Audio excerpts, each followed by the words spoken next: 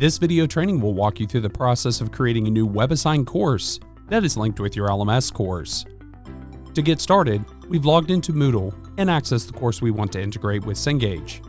Click on the Moodle gear icon, then turn editing on to enable edits within your course.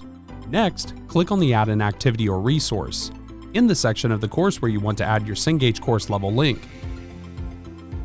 From the Add an Activity or Resource screen, click External Tool and then click Add. Select the drop-down for the pre-configured tools and then choose the Cengage tool.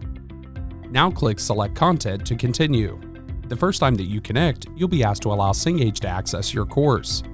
This will allow Cengage to add content links into your course and to send selected scores for graded items to your Moodle gradebook. To allow access, enter your email address and password and then click Login.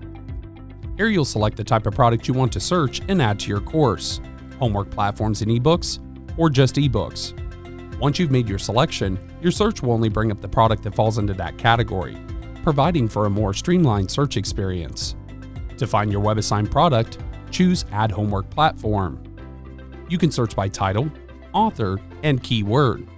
Once you've located your title, click on the Link to Course button to begin the course creation process. If your search comes up with Title Not Found, you may be searching in the wrong category.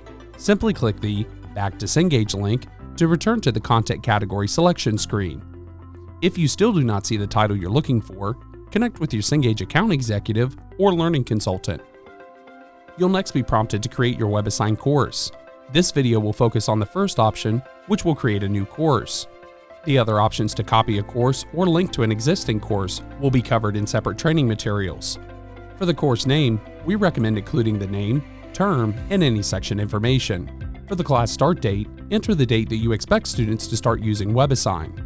If your course requires students to purchase an access code, the date that you enter in here will represent the first day of the temporary access period. The course end date is the last date that students can access the course.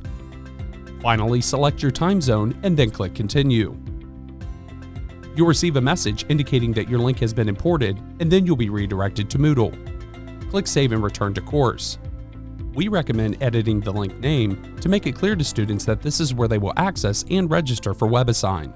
At this time, we recommend that you open up your WebAssign course and begin scheduling your assignments and customizing your material. These topics are covered in separate training materials. Thank you for completing this video training for WebAssign. For additional help or resources, please visit our training and support sites.